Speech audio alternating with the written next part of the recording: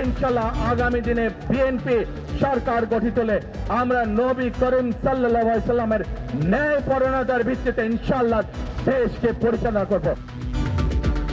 নির্বাচনী প্রচারে দেশ গড়ার প্রতিশ্রুতি বিএনপির। জান্নাতের নামে মানুষ ঠকাচ্ছে একটি দল, বলে তারেক রহমান। ফ্যামিলি কার্ডের অঙ্গীকার, গভীর রাত পর্যন্ত প্রচার।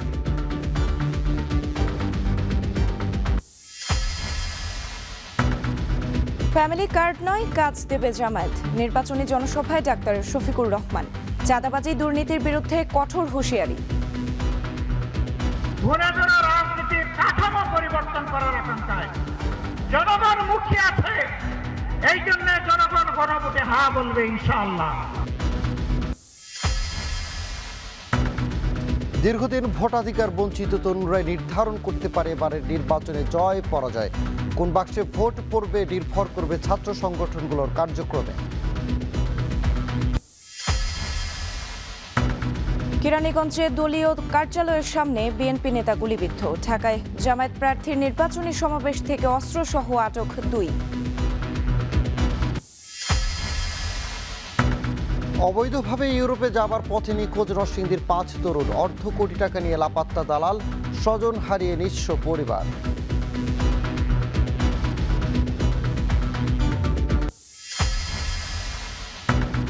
এবং বিপিএল মহারানে মুখোমুখি রাজশাহী ওয়ারিয়র্স ও চট্টগ্রাম রয়্যালস। বিকালে নতুন ট্রফির উন্মোচন। ম্যাচ সন্ধ্যা 6টায়।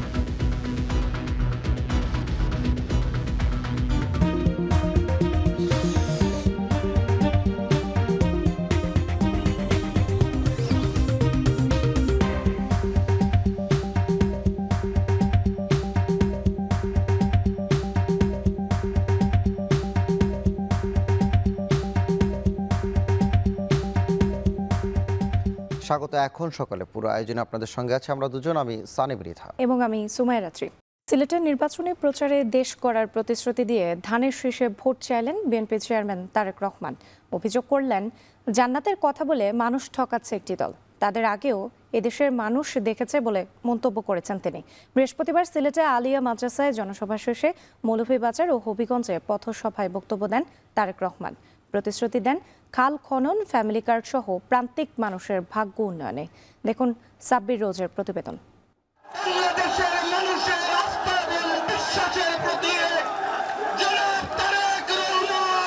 সিলেটের আলিয়া মাঠ প্রাঙ্গণে সমাবেশের মাধ্যমে ত্রয়োদশ সংসদ নির্বাচনের আনুষ্ঠানিক প্রচার শুরু করেছে বাংলাদেশ জাতীয়তাবাদী দল বিএনপি।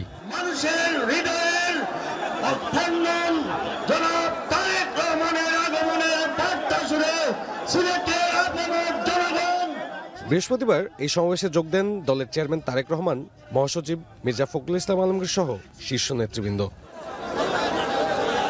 কণ্ঠে স্লোগান, হাতে পতাকা, লাখো জনতার উপস্থিতি জানান দেয় ভিন্ন রকম এক নির্বাচনী আমেজের।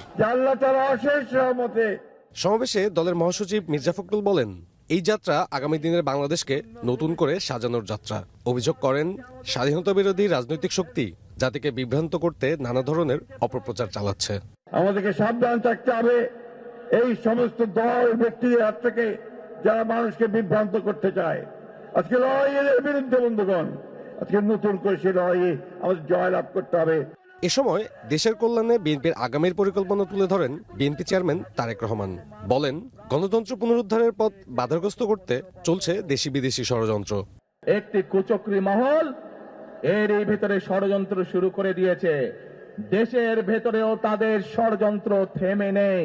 কিন্তু 2024 সালের 5ই আগস্ট এই বাংলাদেশের জনগণ প্রমাণ করে দিয়েছে যে বাংলাদেশের জনগণ ঐক্যবদ্ধ থাকলে, ঐক্যবদ্ধভাবে নেমে আসলে যে কোনো ষড়যন্ত্রকে বাংলাদেশের মানুষ প্রতিহত করতে পারে। প্রথম নির্বাচনী জনসভায় দেয়া বক্তব্যে তারেক রহমান অভিযোগ করেন, একটি দল ধর্মের অপব্যবহার করে মানুষ ঠকানোর চেষ্টা করছে। এ ব্যাপারে সবাইকে সতর্ক থাকার আহ্বান জানান তিনি। একটি দল এই দিব ওই দিব বলছে, টিকিট দিব বলছে না, যেটার মালিক মানুষ না সেইটার কথা যদি সে বলে, এক সেরে কি করা হচ্ছে, হচ্ছে না? যার মালিক আল্লাহ, যার অধিকার শুধু আল্লাহর একমাত্র, সবকিছুর অধিকার উপরে আল্লাহর অধিকার। কাজেই আগেই তো আপনাদেরকে ঠকাচ্ছে, নির্বাচনের ফলে তাহলে কেমন ঠকান ঠকাবে আপনাদেরকে বোঝে নেবার। এদিন মৌলভীবাজার, হবিগঞ্জ, ব্রাহ্মণবাড়িয়া সহ আরও বেশ কিছু সংক্ষিপ্ত সমাবেশ ও পথসভায় অংশ নেন তারেক রহমান। সিলেটের মাটিতে দাঁড়িয়ে দেশের অন্যতম বৃহৎ রাজনৈতিক দল বিএনপি বার্তা দিচ্ছে, এদেশ যেমন শাহজালাল শাহপরানের, এদেশ তেমনই হাসন রাধারমণের।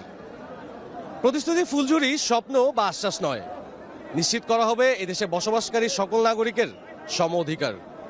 সাব্বির রোজ, এখন, সিলেট।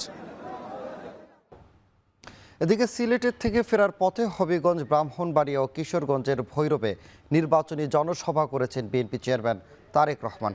ভৈরবে তিনি বলেন, গণতন্ত্র উত্তরণের পথ বাধাগ্রস্ত করতে নানা কৌশলে জনগণের মধ্যে বিভ্রান্তি তৈরি করছে ৭১-এর স্বাধীনতা বিরোধী রাজনৈতিক শক্তি। নির্বাচন বানচালের ষড়যন্ত্র রুখতে সবাইকে ঐক্যবদ্ধ থাকার আহ্বান জানান বিএনপি প্রধান। তাহাজ্জুদের সময় উঠতে হবে, এইবার তাহাজ্জুদের সময় উঠতে হবে। তাহাজ্জুদের নামাজ পড়ে যার যার ভোট কেন্দ্রের সামনে গিয়ে ফজরের জামাত করবে। এইবার আবার ষড়যন্ত্র শুরু হয়েছে একটা দলের। পত্রিকার খবরে দেখলাম যে পোস্টাল ব্যালটটা সরিয়ে ফেলাচ্ছে। দেখেছেন আপনারা খবরটা? খবরটাতে কাজে ষড়যন্ত্র শুরু হয়েছে। আবার কি ষড়যন্ত্র হচ্ছে? ষড়যন্ত্রে বিভিন্ন মা বোনদেরকে দিয়ে, নিরীহ মা বোন যারা ভোটার, গিয়ে তাদের এনআইডি নাম্বার নিচ্ছে, গিয়ে তাদের ফোন নাম্বার নিচ্ছে, বিকাশ নাম্বার নিচ্ছে। শুনেছেন না এই খবর? কারো হাতে কার্ড তুলে দেওয়া নয়, বরং কর্মসংস্থান সৃষ্টি করা হবে বলে জানালেন জামায়াতের আমির ডাক্তার শফিকুর রহমান। রাজধানীর মিরপুরে নিজ আসনে প্রথম নির্বাচনী জনসভায় চাঁদাবাজি ও দুর্নীতির বিরুদ্ধে কঠোর হুঁশিয়ারি দেন তিনি। সমাবেশে ইসিকে নিরপেক্ষ ভূমিকা রাখার আহ্বান জানান এনসিপির আহ্বায়ক নাহিদ ইসলাম। বক্তব্য রাখেন 10 দলীয় জোটের নেতারা। রাজু আহমেদ জানাচ্ছেন বাকিটা। দীর্ঘ দেড় যুগেরও বেশি সময় পর নিজ আসনে প্রকাশ্য জনসভার মধ্য দিয়ে ত্রয়োদশ জাতীয় সংসদ নির্বাচনের প্রচারণা শুরু করলেন জামায়াত আমির ডাক্তার শফিকুর রহমান। জামায়াত আমিরের জনসভা ঘিরে পূর্ব প্রস্তুতি ছিল নেতাকর্মীদের। দলীয় আর জাতীয় পতাকা হাতে ছোট বড় মিছিল দিয়ে পূর্ণ হয় জনসভা স্থল। জামায়াত আমিরের জনসভা কেবল 15 আসনে নিজেদের অবস্থানে জানান দেওয়ার মধ্যেই সীমাবদ্ধ থাকেনি, বরং 10 দলীয় নির্বাচনী জোটের শীর্ষ নেতারা উপস্থিত হন। এ সময় নতুন বাংলাদেশ গড়ার লক্ষ্যে হ্যাঁ ভোট ও জোটের জন্য ভোট চান জামায়াতের সঙ্গে নির্বাচনী সমঝোতায় আসা দলের নেতারা। এদিকে জনসভায় নির্বাচন সুষ্ঠু হওয়ার কোনো বিকল্প নেই উল্লেখ করে নাহিদ ইসলাম বলেন, ইসিকে নিরপেক্ষ ভূমিকা রাখতে হবে, অন্যথায় আবারও আন্দোলনে নামবে জনগণ। কোনো ধরনের বৈষম্য মেনে নেওয়া হবে না। ফলে নির্বাচন কমিশনকে স্মরণ করিয়ে দিচ্ছি, আমরা এখনো মুখে বলে যাচ্ছি, আমরা এখনো মাঠে নামি নাই। কারণ আমরা মাঠে নামবো নির্বাচনের জন্য, আমাদেরকে আন্দোলনের দিকে নামতে বাধ্য করবেন না। নির্বাচনে জয়ী হলে এলাকার উন্নয়নের নানা পদক্ষেপ নেওয়ার প্রতিশ্রুতি দিয়ে জামায়াত আমির বলেন, দেশের জনগণ চাঁদাবাজ আর ভোট ডাকাতদের ক্ষমতায় দেখতে চায় না। নতুন করে কেউ ফ্যাসিস্ট হতে চাইলে তার পরিণতিও আগের মতোই হবে। আর এই দেশে আমরা ফেসিবাদের ছায়াও দেখতে চাই না। ফেসিবাদ এখন যদি নতুন কোনো জামা পরে আমাদের সামনে আসে, 5 আগস্ট যে পরিণতি হয়েছিল, সেই নতুন জামা পরা ফেসিবাদের একই পরিণতি হবে। আমরা ঘোষণা করেছি, চাঁদা আমরা নিব না এবং চাঁদা কাউকে নিতে দিব না ইনশাআল্লাহ। ফ্যামিলি কার্ড বিতরণের মাধ্যমে জনগণ আবারও দুর্নীতি ও বৈষম্যের শিকার হবে উল্লেখ করে জামায়াত আমির বলেন, কার্ডের প্রতিশ্রুতি নয়, জামায়াত কর্মসংস্থানের সুযোগ করে দেয় বিশ্বাসী। আমরা ওই ধরনের কোনো কার্ডের ওয়াদা দিচ্ছি না। 2000 টাকা দিয়ে একটা পরিবারের কোনো কিছু সমাধান হবে? তাদের হাতে খয়রাতি কোনো অনুদান আমরা তুলে দিয়ে তাদেরকে অপমান করতে চাই না। কর্মক্ষেত্রে নারীদের নিরাপদ পরিবেশ তৈরি করার প্রতিশ্রুতি দিয়ে 10 দলকে ক্ষমতায় আনতে জনগণের প্রতি আহ্বান জানান ডাক্তার শফিকুর রহমান। আমরা সেই মাদেরকে সম্মানের জায়গায় রাখতে চাই। কর্মক্ষেত্রে তারা সম্মানের সাথে ইনশাআল্লাহ তারা তাদের দায়িত্ব পালন করবেন। ঢাকা 15 আসনে জামায়াত আমিরের এই জনসভার মধ্য দিয়ে মূলত সারা দেশে ভোটের প্রচারণার ট্রেনের যাত্রা শুরু করলো জামায়াত, যেখান থেকে নিজ দলের শক্ত অবস্থানেরও বার্তা দিল দলটি। একই সঙ্গে রাজনৈতিক মেরুকরণে এক সংহতির বার্তা দিল 10 দলীয় জোট। এই আসনে নেতাকর্মীদের মধ্যে বাঁধ ভাঙা উচ্ছ্বাস থাকলেও ভোটাররা বলছেন, আগামীর এই আসনের অভিভাবক হবে একজন দুর্নীতিমুক্ত এবং সৎ ব্যক্তি। ফলে ভোটের মাঠে কতটা লড়তে পারবে জামায়াত, কতটা এগিয়ে থাকবে সেটি এখন দেখার বিষয়। রাজু আহমেদ, এখন, ঢাকা। ত্রয়োদশ জাতীয় সংসদ নির্বাচন ও গণভোটকে সামনে রেখে তরুণ ভোটাররাই এখন রাজনীতির মূল কেন্দ্রবিন্দু। দীর্ঘদিন ভোটাধিকার থেকে বঞ্চিত যে প্রজন্ম, তাদের প্রথম ভোট কোন বাক্সে যাবে তা নির্ভর করবে ছাত্র সংগঠনগুলোর মাঠের সক্রিয়তা, রাজনৈতিক কৌশল এবং তরুণদের কাছে পৌঁছানো বার্তার বিশ্বাসযোগ্যতার উপর। ফরহাদ বিন নূরের প্রতিবেদনে বিস্তারিত।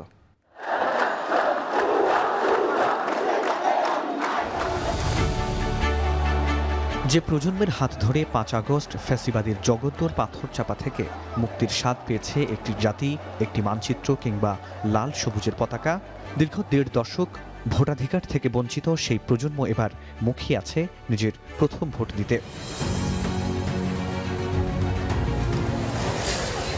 কোন জরিপে কে এগিয়ে, কোন আসনে প্রার্থী কত, গণভোটে হ্যাঁ নাকি না, এমন প্রশ্নেই উল্টে যাচ্ছে বইয়ের পাতা, উত্তেজনায় ধোয়া উঠছে চায়ের কাপে। আসন্ন জাতীয় সংসদ নির্বাচনে 18 থেকে 37 বছর বয়সী ভোটার প্রায় 5.5 কোটির বেশি। এর বড় একটা অংশই কলেজ বিশ্ববিদ্যালয়ের শিক্ষার্থী। প্রশ্ন হলো, এই বিশাল সংখ্যক ভোট যাবে কার বাক্সে? রাজনৈতিক দলের, ছাত্র সংগঠনগুলোর তৎপরতা এবং কৌশল কার কি হয় তার উপরও নির্ভর করবে কে কতটা ভোট এর মধ্যে নিজের বাক্সে টানতে পারে।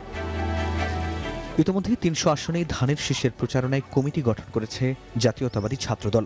তরুণদের প্রথম ভোট ধানের শীষে আনতে বিএনপির ইশতেহারকে সামনে রেখে মাঠে নামছে সংগঠনটি। তরুণদের জন্য বাংলাদেশ জাতীয়তাবাদী দলের ম্যানিফেস্টোতে কি থাকবে, দেশ গড়ার পরিকল্পনাতে কি থাকছে, সেই বিষয়গুলো আমরা তরুণদেরকে আসলে বিএনপির বার্তাগুলো পৌঁছে দেব। অন্যদিকে জামায়াত নেতৃত্বাধীন 10 দলকে বিজয়ী করতে মাঠে সক্রিয় থাকার ঘোষণা দিয়েছে ইসলামী ছাত্র শিবির। ইনসাফ প্রতিষ্ঠার বার্তা নিয়ে তরুণদের সমর্থন আদায়ে নিয়মিত ক্যাম্পেইন চালিয়ে যাবে সংগঠনটি। তবে ভোটের দিন গণনা শেষ করেই নেতাকর্মীরা কেন্দ্র ছাড়বেন বলে জানান ছাত্র শিবিরের সভাপতি। আমাদের এখন রেসপন্সিবিলিটি হচ্ছে এই অনেস্ট মানুষগুলোকে জাতীয় নির্বাচনে জয়যুক্ত করে সংসদে নিয়ে যাওয়া। ভোট দিয়ে চলে আসবে না, বরং ভোট কেন্দ্রে অবস্থান নেবে এবং একেবারে ভোট গণনা করে এরপরে তারা ঘরে ফিরবে।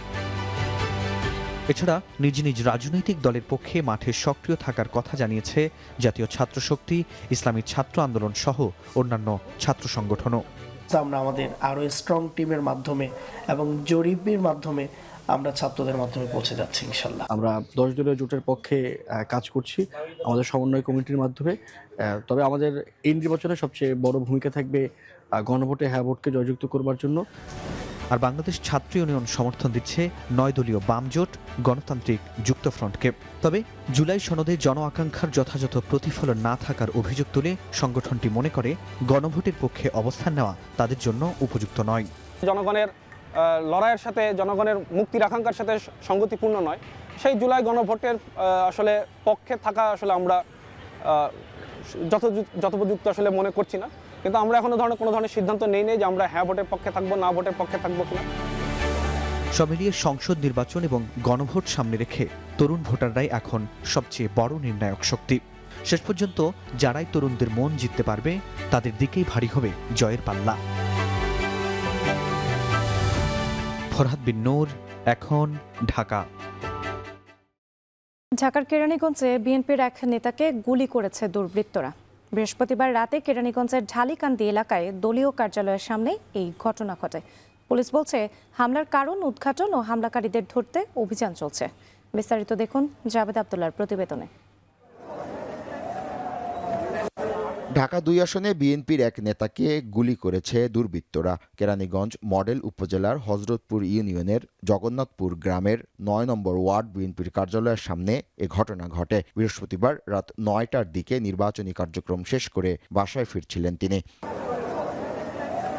গুলিবিদ্ধ হাসান মোল্লাকে আশঙ্কাজনক অবস্থায় ঢাকা মেডিকেলে নেওয়া হয়। প্রত্যক্ষদর্শীরা জানান, হঠাৎ করেই মোটরসাইকেল যোগে আসা একদল দুর্বৃত্ত হাসান মোল্লাকে লক্ষ্য করে 3 থেকে 4 রাউন্ড গুলি ছোড়ে। এ সময় একটি গুলি তার বুকে লাগে। দ্রুত মোটরসাইকেলে করে ঘটনাস্থল থেকে পালিয়ে যায় দুর্বৃত্তরা। আমাদের পিছনে আসছে আইসা লাইট ছিল না, মোটরসাইকেল লাইট অফ ছিল। অফ থাকার পর সামনে আইসা ব্রেক দিছে, একটু দূরে ব্রেক দিছে। ব্রেক দেওয়ার পর ওই মোটরসাইকেলতে পিছিয়ে বসা ছিল, উনি শুট করছে। একজন মোটরসাইকেল ড্রাইভ করছিলেন, তিনি ছিলেন হেলমেট পরা।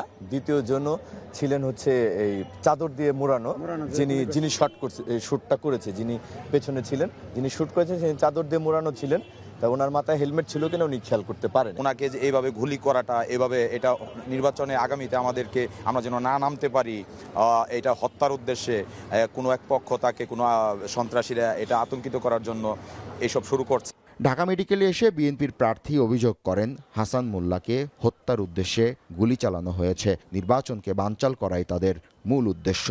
নির্বাচনকে বানচাল করার জন্যে যারা নির্বাচন চায় না, আমার যেটা ধারণা সেই পদক্ষেপই তারা গ্রহণ করেছে যাতে নির্বাচনটা বানচাল করে যায়, নির্বাচন যাতে না হয়।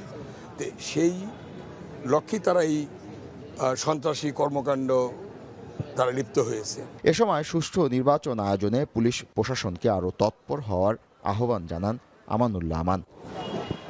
জাবেদ আব্দুল্লাহ, এখন, ঢাকা। আসলে জামায়াত প্রার্থী এনায়েতুল্লাহর নির্বাচনী সমাবেশ থেকে অস্ত্রসহ 2 জনকে আটক করেছে পুলিশ। প্রত্যক্ষদর্শীরা জানান, বৃহস্পতিবার রাতে চকবাজার একটি নির্বাচনী সভায় যোগ দেন ঢাকা 7 আসনের জামায়াত প্রার্থী এনায়েতুল্লাহ। সে সময় 3 জন ব্যক্তি সন্দেহজনকভাবে ঘোরাঘুরি করছিল। তাদের সন্দেহ হলে একটি খাবার সরবরাহের ব্যাগ তল্লাশি করে ছুরি চাপাতি সহ পাওয়া যায়। স্থানীয়দের উপস্থিতিতে 2 জনকে ধরে চকবাজার মডেল থানায় নিয়ে যাওয়া হয়।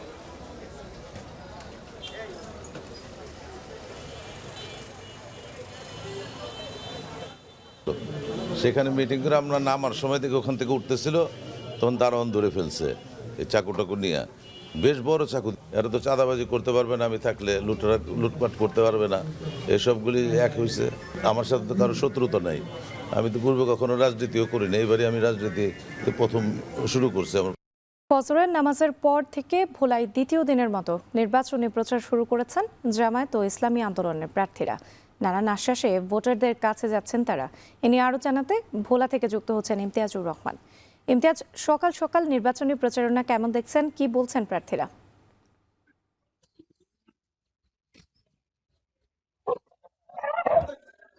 রাজ্যে আগামী 12 ফেব্রুয়ারি ত্রয়োদশ জাতীয় সংসদ নির্বাচনকে কেন্দ্র করে আনুষ্ঠানিক যে প্রচারণা দ্বিতীয় দিনে ভোলার সদর উপজেলা, বিশেষ করে ভোলার সদর আসনে যে সকল নেতাকর্মী রয়েছে, প্রার্থীরা রয়েছেন, তারা ভোটারদের দ্বারে দ্বারে যাচ্ছেন এবং নানা প্রতিশ্রুতি দিচ্ছেন এবং ভোটারদের যত দাবি দেওয়া আছে তা শুনছেন।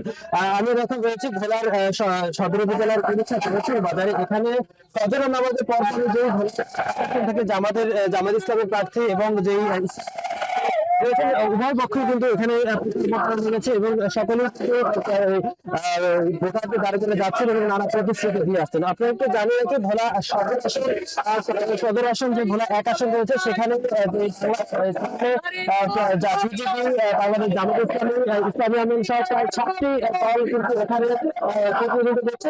এছাড়াও কিন্তু যে বাকি 4টি আসন, মোট 4টি আসনে 14 জন প্রার্থী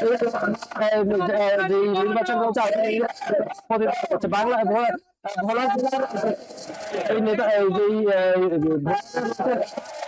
বলে আসছেন যে ভোলা সদর ভোলা 4টি আসন, আসনে যে ভোলাবাসীর উন্নয়ন, ভোলাবাসীর সেতু, ভোলা শিক্ষা খাত, স্বাস্থ্য খাত, প্রতিটি খাতে যে সকল নেতা কর্মী যে উন্নয়ন করবে, বাকি তারা আগামী যে ছাত্র নির্বাচন রয়েছে সেখানে তারা নির্বাচিত হবে। সেক্ষেত্রে যে প্রার্থী রয়েছে তারাও কিন্তু ভোটারদের দ্বারে গিয়ে কিন্তু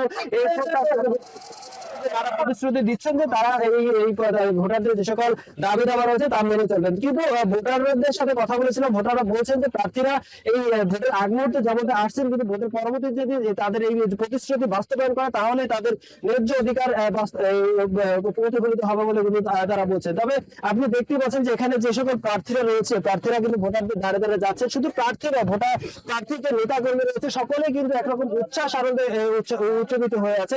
শুধু ভোলা 1 আসন, ভোলার যে বাকি 4টি আসন রয়েছে, ভোলা 2, দৌলতখান বড়, বুরহানুদ্দিন 3, তজুমুদ্দিন লালমোহন এবং কর্পোরেশন মানপুরা, প্রতিটি আসনে কিন্তু সকল দলের নেতাকর্মী, এখন বিজেপি, বিএনপি, জামাত ইসলামী আন্দোলন সহ এনসিপি, প্রতিটি দল নেতাকর্মী কিন্তু প্রচার প্রচারণা দ্বিতীয় দিনের মতো উৎসব মুখর আওয়াজে চালিয়ে যাচ্ছে। তো এই ছিল আমার কাছে ভোলার ইলিশা জংশন বাজার থেকে প্রচারণার সর্বশেষ তথ্য। ইমতিয়াজুর রহমান যুক্ত ছিলেন আমাদের সঙ্গে, জানাচ্ছিলেন ভোলার প্রচারণার খবর।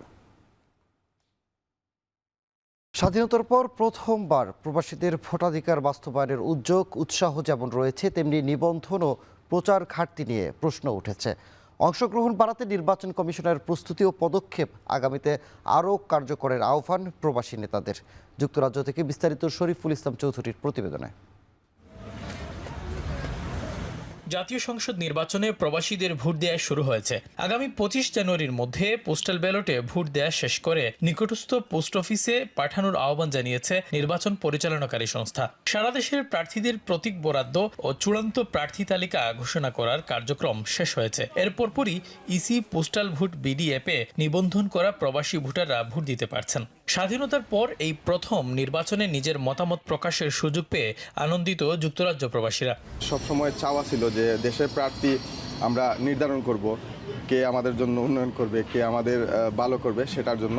তো যাই হোক, এবার আমরা প্রবাস থেকে অংশগ্রহণ করতে পারায় যে আমরা খুব আনন্দিত। সরকারিভাবে যে একটা আছে না, সরকারের কোষাগার থেকে আমাদের টাকা দিয়ে সারা বাংলাদেশে প্রচারণা হচ্ছে, কিন্তু আমরা আসলে এই প্রচারণাতে আমরা এখনো পর্যন্ত মানে শান্তিমুখর বা যে বলা হয় যে উৎসবমুখর যে এই জিনিসগুলো আমরা পাচ্ছি না। এবারই প্রথম যুক্তরাজ্য সহ 122টি দেশে অবস্থানরত বাংলাদেশি প্রবাসীরা পোস্টাল ব্যালটে ভোট দিচ্ছেন। তৃতীয় বাংলা খ্যাত যুক্তরাজ্যে প্রায় 7 লাখ বাংলাদেশিদের বসবাস হলেও নিবন্ধন করেছেন মাত্র 32,000। প্রবাসী ভোটাধিকার নিয়ে আন্দোলনকারীরা পর্যাপ্ত প্রচারণার অভাবকেই দায়ী করছেন। পোস্টাল ভোট নিবন্ধন করতে হবে, এটার যে ব্যাপক প্রচারণা দরকার ছিল, এই প্রচারণা তেমন এটা হয় নাই। এটা উচিত ছিল বাংলাদেশ সরকারের পক্ষ থেকে বা হাইকমিশনের পক্ষ থেকে লোকাল স্থানীয় পত্রপত্রিকা, বিভিন্ন মসজিদ, বিভিন্ন কমিউনিটি সেন্টার ব্যাপকভাবে এটা প্রচারণা করা। পোস্টাল ভোট বিডি অ্যাপে নির্ধারিত পদ্ধতি অনুসরণ করে সংশ্লিষ্ট আসনের প্রার্থীকে ভোট দেওয়া যাবে। যুক্তরাজ্য প্রবাসী বাংলাদেশি ভোটারদের 25 জানুয়ারির মধ্যে পোস্টাল ব্যালটে ভোট প্রদান সম্পন্ন করে কাছের পোস্ট অফিসে পাঠানোর নির্দেশনা দিয়েছে লন্ডনস্থ বাংলাদেশ হাই কমিশন। এই ব্যালট পেপারে যখন আপনি ভোটটি দেবেন, দেওয়ার আগে শুরুতে যে সাদা খামটি রয়েছে, এই সাদা খামের সামনে একটি কিউআর কোড আছে।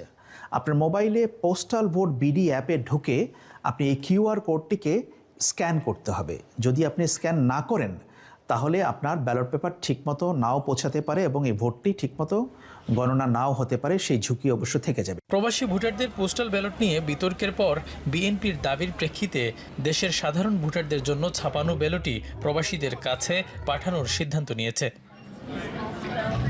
প্রায় 1.5 কোটি প্রবাসী দেশের বাইরে থাকলেও সব মিলিয়ে নিবন্ধন করেছেন মাত্র 15,33,683 জন। এর মধ্যে নিবন্ধিত 7,72,542 জন প্রবাসী ভোটারের কাছে 119টি প্রতীক সংবলিত পোস্টাল ব্যালট পাঠানোর কাজ শেষ করেছে ইসি। আগামীতে প্রবাসী ভোটাধিকার নিয়ে আরও প্রচারণা চালাবে কর্তৃপক্ষ, এমনটা প্রত্যাশা লাখো প্রবাসীর। শরীফুল ইসলাম চৌধুরী, এখন লন্ডন। সরস্বতী পূজা আজ। জ্ঞান ও বিদ্যার দেবী সরস্বতীকে আরাধনা করবেন সনাতন ধর্মাবলম্বীরা। ঢাকা বিশ্ববিদ্যালয়ের জগন্নাথ হল থেকে এ নিয়ে বিস্তারিত জানাতে আমাদের সঙ্গে যুক্ত হচ্ছেন তানজিলা খান মিম। তানজিলা, এই মুহূর্তে সরস্বতী পূজার কি আনুষ্ঠানিকতা চলছে জানাবেন?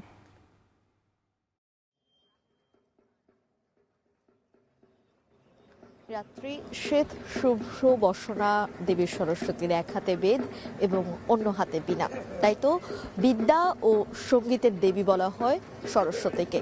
এবং সেই সরস্বতী পূজা আজ, আর সনাতন ধর্মাবলম্বীরা এই পূজার আরাধনা করবেন, দেবীর আরাধনা করবেন, পূজা অর্চনায় ব্যস্ত থাকবেন সারা দিন জুড়ে।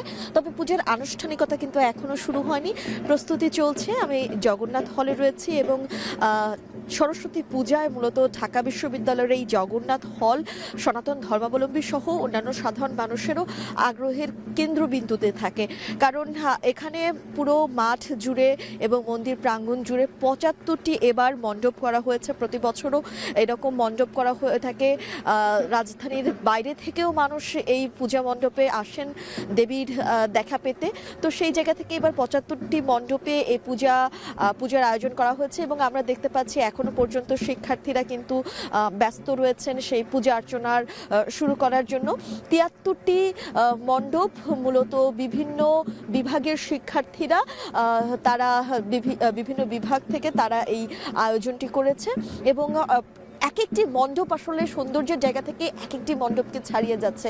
আপনি আসলে সৌন্দর্যের মাপকাঠিতে বর্ণনা করতে পারবেন না, কিংবা একদমই ধারণা করতে পারবেন না যে কোন মণ্ডপটি বেশি সুন্দর। তবে যেহেতু বিদ্যা ও জ্ঞানের দেবী সরস্বতীকে বলা হয়ে থাকে, তাই সেই জায়গা থেকে আসলে শিক্ষার্থীরা নিজ উদ্যোগে দেশের বিভিন্ন শিক্ষা প্রতিষ্ঠানেই কিন্তু এই সরস্বতী পূজার আয়োজন করা হয়ে থাকে।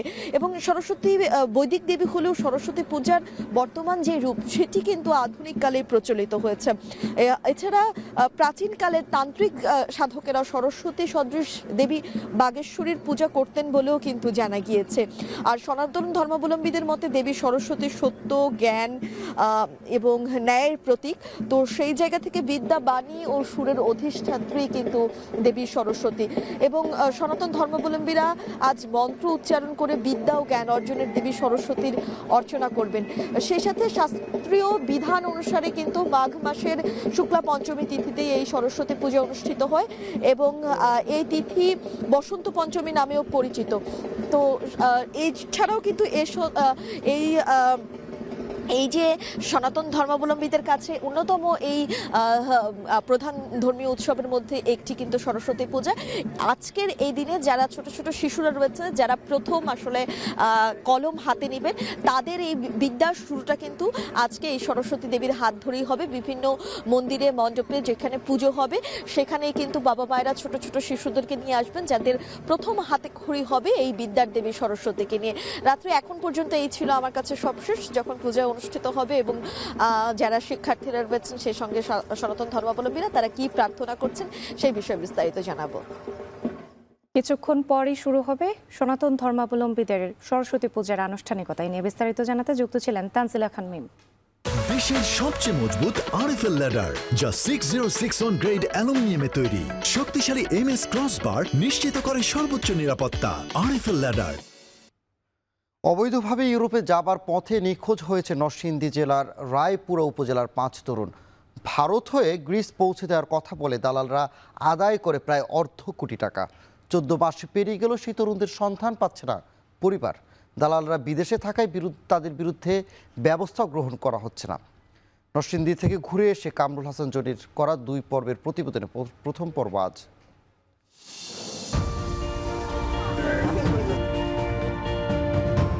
রায়পুরা উপজেলার পলাশতলী গ্রাম।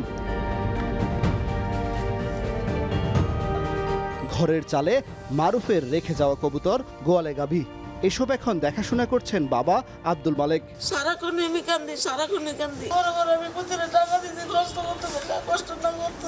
এই গোয়ালের কয়েকটি গাভী বিক্রি ও ঋণ করা টাকায় স্বপ্নযাত্রা ছিল মারুফের। ৭২,০০০ টাকার ডলার সঙ্গে ছিল তার।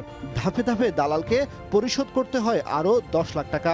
প্রায় 5 মাস লিবিয়া থাকার পর নিখোঁজ হয় সে। 20,000 টাকা মারি দিলে যাইস না তুই, না আমি যাবো, আমার যাইতেছে না, আর হেরা গেছে আমিও যাবো। খুঁজাখুঁজি করতেছে, অনেক করতেছে, কোনো খোঁজখবর পাই না। দালাল দিতারে না, আমরাও পাই না।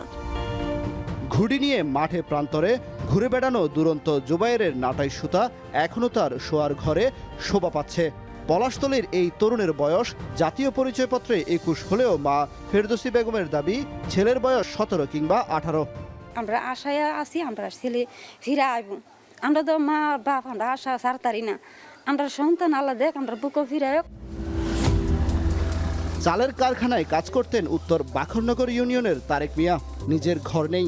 মা জামিনা খাতুন জরাজীর্ণ টিনের বেড়ায় কোনো রকম রাত যাপন করেন। স্বজনদের থেকে ঋণ করে ছেলের ইউরোপ যাত্রায় ব্যবস্থা করে দেন প্রায় 11 লাখ টাকা।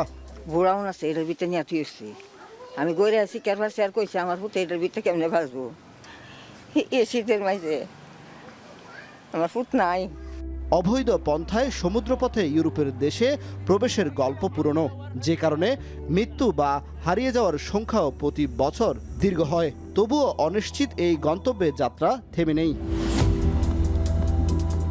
এমন এক যাত্রাপথে গিয়ে নিখোঁজ হন নরসিংদীর রায়পুরা উপজেলার 5 তরুণ।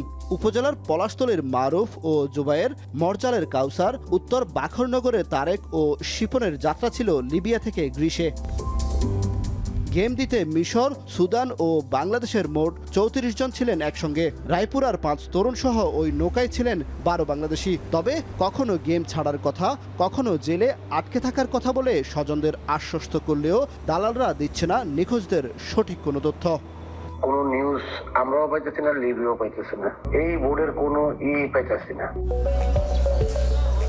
স্বজনরা জানান বিদেশে থাকায় দালালদের বিরুদ্ধে কোনো ব্যবস্থা গ্রহণ করতে পারছেন না তারা।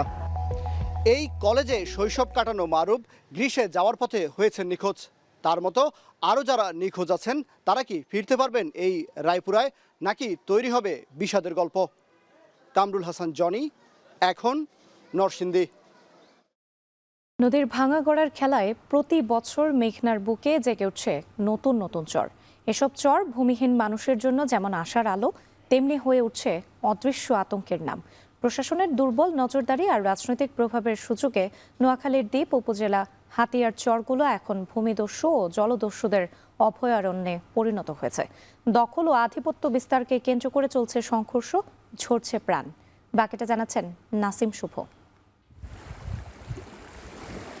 বাংলাদেশের সর্বদক্ষিণে বঙ্গোপসাগরের কোল ঘেঁষে মেঘনার বুকে জেগে ওঠা বিচ্ছিন্ন দ্বীপ উপজেলা হাতিয়া। প্রায় 2100 বর্গ কিলোমিটারের এই দ্বীপকে ঘিরে গত 2 দশকে জেগে উঠেছে ছোট বড় মিলিয়ে 30টিরও বেশি চর। নতুন জেগে ওঠা এসব চর নিঃস্ব মানুষের কাছে আশীর্বাদ হয়ে এলেও বাস্তবে তা পরিণত হয়েছে ক্ষমতার দ্বন্দ্ব, অস্ত্রের ঝনঝনানি আর প্রাণহানির মঞ্চে।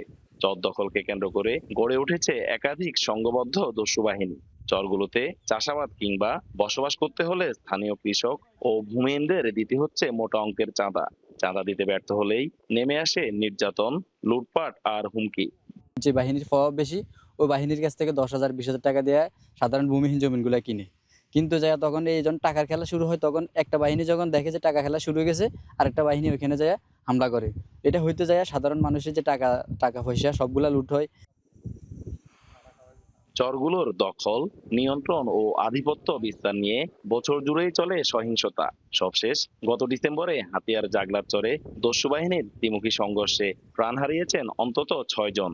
পরিস্থিতি বুঝতে চাই, যদি মনে চরটা গরম থাকে, আজকে আমাদের থাকাটা এখানে নিশ্চিত নাই। আমরা আজকে চলে যাবো এখান থেকে, ভয় আতঙ্কে চলে যাবো। বয়সর থেকে রামগতির থেকে বাহিনী আসে, এগুলো আসি মানে এখান থেকে মানে লোক দিই মানে মারামারি করতে চাই। চারিদিকে থেকে মানুষ, নিরীহ মানুষ আছে যারা, এরা তো নিরাপত্তা পাচ্ছে না এখানে চরমে। দস্যুদের নির্যাতনের ভয়ে অনেকেই মুখ খুলতে চান না। তবে স্থানীয়দের বক্তব্য, জেগে ওঠা এসব চর সরকারিভাবে সুষ্ঠু ব্যবস্থাপনায় ভূমিহীনদের বরাদ্দ দিলে সংঘাত অনেকটাই কমে আসবে। চরগুলোতে যোগাযোগ ব্যবস্থা অত্যন্ত দুর্গম হওয়ায় আইন শৃঙ্খলা বাহিনীর নিয়মিত অভিযান পরিচালনাও কঠিন। তবে চরাঞ্চলে অপরাধ দমনে যৌথ অভিযান জোরদারের আশ্বাস প্রশাসনের। হাতিয়াতে আরো এরকম আরো অনেক চর আছে, আমরা চাই যে সরকার চরগুলো ভূমিহীনদের বন্দোবস্ত দিয়ে দিক, তাহলে আর কোনো ঝগড়া বেদাল হইব না। আমরা যৌথ একটা অভিযান দেওয়া যায় কিনা ওনাদের কর্তৃপক্ষের সাথে কথা বলছি, যে আমরা যৌথ একটা অভিযান দিয়ে ওখানে অবৈধ অস্ত্র এবং এই যে চর দখল করে যে ডাকাত এবং দস্যু গ্রুপগুলো আছে এদের গ্রেপ্তার করে আইনের আওতায় নিয়ে আসবো আমরা। এ এলাকায় গড়ে উঠেছে একাধিক দস্যু বাহিনী। স্থানীয়রা বলছেন, জেগে ওঠা নতুন চরগুলোর ভূমি যদি সংশ্লিষ্টদের মাধ্যমে ভূমিহীনদের মাঝে বিতরণ করা হয়, পাশাপাশি এ এলাকায় আইন শৃঙ্খলা বাহিনীর নজরদারি রাখা হয়, তাহলেই এ এলাকায় শান্তি ফিরে আসবে। নাসিম শুভ, এখন, নোয়াখালী। ভালো চাকরির প্রলোভনে সাইবার দাসত্বের শিকার 8 বাংলাদেশিকে মিয়ানমারের একটি স্ক্যাম সেন্টার থেকে উদ্ধার করা হয়েছে। বৃহস্পতিবার রাতে তারা শাহজালাল আন্তর্জাতিক বিমানবন্দরে পৌঁছান। সামাজিক যোগাযোগ মাধ্যম ব্যবহার করে তাদের নানা অপরাধের সঙ্গে জড়ানো হতো। ফিরে আসা তরুণদের পরবর্তী পদক্ষেপ ও সম্ভাব্য বিদেশ যাত্রার বিষয়টি নজরদারি রাখতে পররাষ্ট্র মন্ত্রণালয়কে চিঠি দিয়েছে ব্যাংকক দূতাবাস। বিস্তারিত জানাচ্ছেন কামরুল হাসান জনি।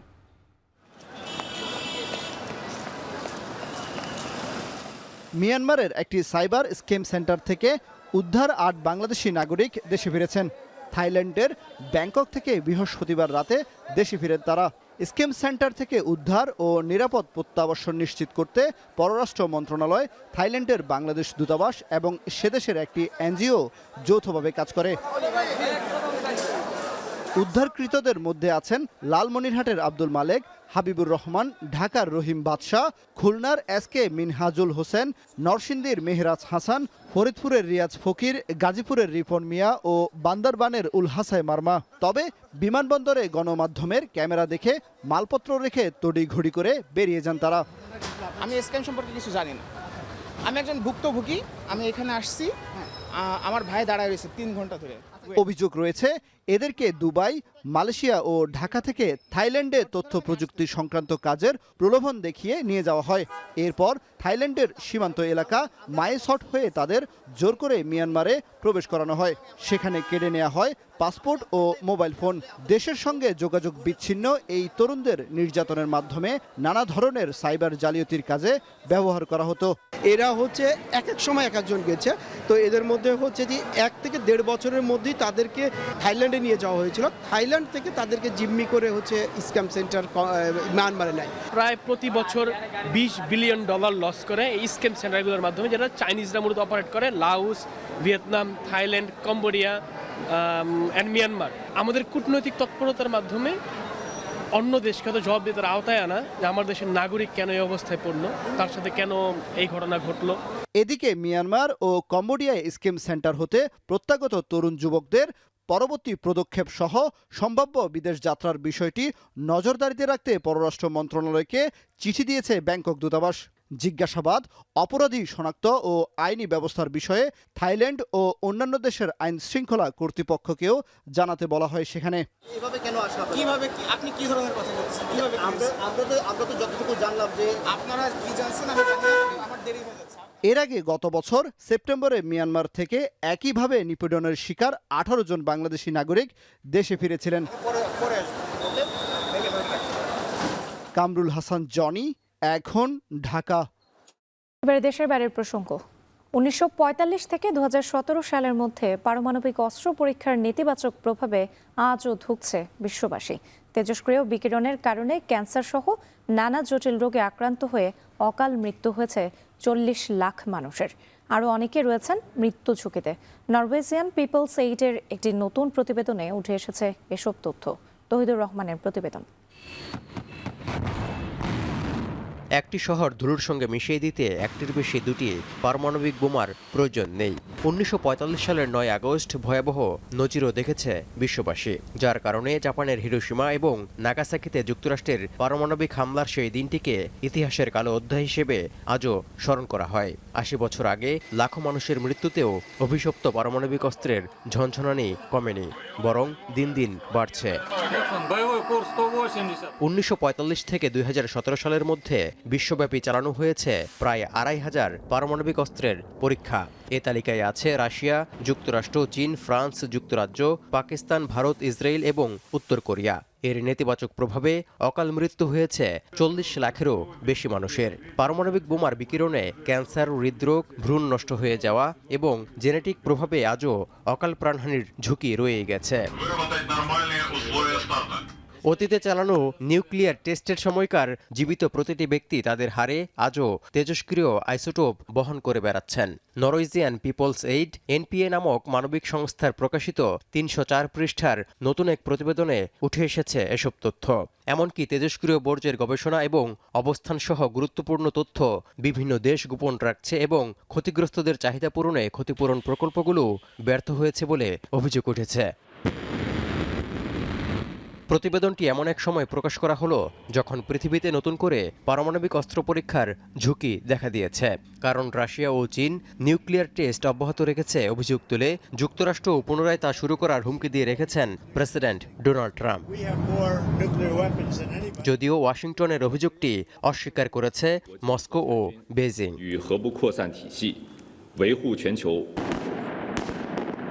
পারমাণবিক সশস্ত্র রাষ্ট্রগুলো কেউ কখনোই পরীক্ষার জন্য ক্ষমা চায়নি। এই অবস্থায় এই অভিশাপ থেকে বিশ্ববাসী আদৌ মুক্তি পাবে কিনা তাও বলা মুশকিল। কারণ 2022 সাল থেকে এখনও চলমান রাশিয়া ইউক্রেন যুদ্ধ, চীন তাইওয়ান সংকট তো আছেই। এছাড়া যুক্তরাষ্ট্র ও ইসরায়েলের সঙ্গে ইরানের বিরোধ সমীকরণও দিন দিন জটিল হচ্ছে। এতে করে ক্রমেই বাড়ছে ভূ রাজনৈতিক উত্তেজনা।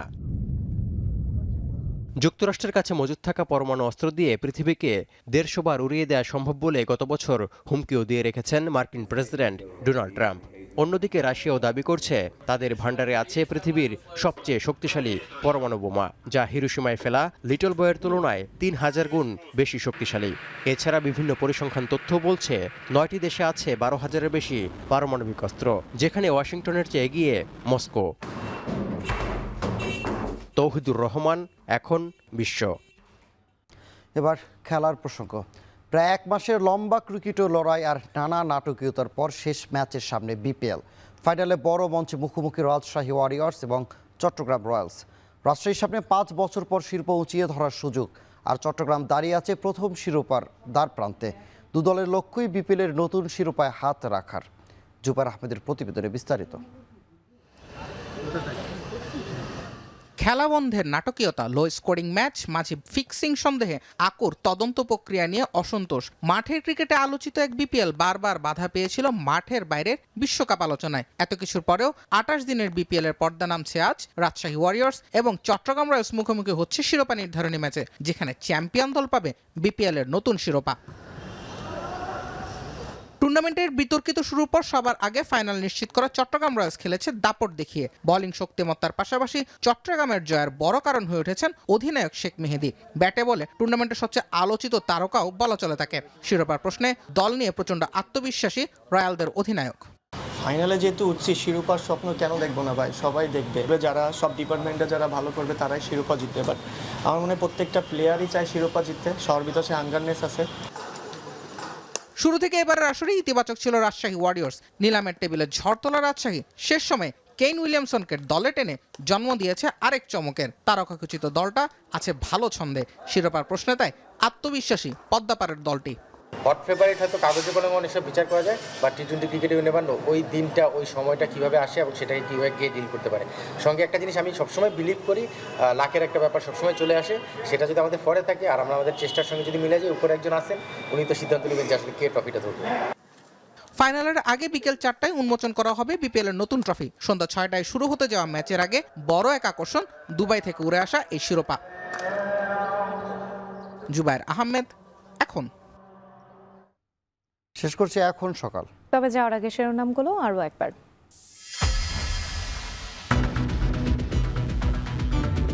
সরকার গঠিত হলে আমরা নবী করিম সাল্লাল্লাহু আলাইহি সাল্লামের ন্যায় পরায়ণতার ভিত্তিতে ইনশাআল্লাহ দেশকে পরিচালনা করব।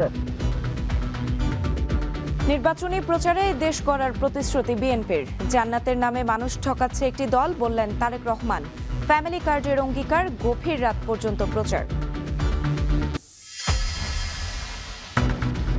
ফ্যামিলি কার্ড নয়, কাজ দেবে জামায়াত। নির্বাচনী জনসভায় ডাক্তার শফিকুর রহমান। চাঁদাবাজ দুর্নীতির বিরুদ্ধে কঠোর হুঁশিয়ারি। রাজনীতির কাঠামো পরিবর্তন করার চেষ্টায় জনগণ মুখী আছে, এই জন্য জনগণ গণভোটে হ্যাঁ বলবে ইনশাআল্লাহ। দীর্ঘদিন ভোটাধিকার বঞ্চিত তরুণরাই নির্ধারণ করতে পারে এবারের নির্বাচনে জয় পরাজয়। কোন বাক্সে ভোট পড়বে নির্ভর করবে ছাত্র সংগঠনগুলোর কার্যক্রমে। কেরানীগঞ্জে দলীয় কার্যালয়ের সামনে বিএনপি নেতা গুলিবিদ্ধ। ঢাকায় জামায়াত প্রার্থীর নির্বাচনী সমাবেশ থেকে অস্ত্রসহ আটক 2 জন।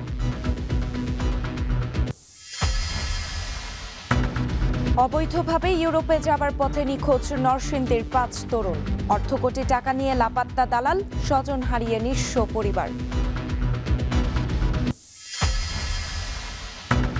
এবং বিপিএল মহরণে মুখোমুখি রাজশাহী ওয়ারিয়র্স ও চট্টগ্রাম রয়্যালস। বিকেলে নতুন ট্রফির উন্মোচন। ম্যাচ সন্ধ্যা 6টায়।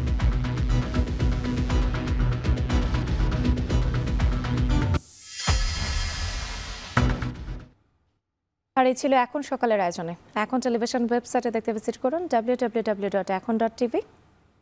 এছাড়া ফেসবুকে দেখতে ভিজিট করুন facebook.com/tv.ekon এবং ইউটিউবে দেখতে ভিজিট করুন youtube.com/c/ekontv।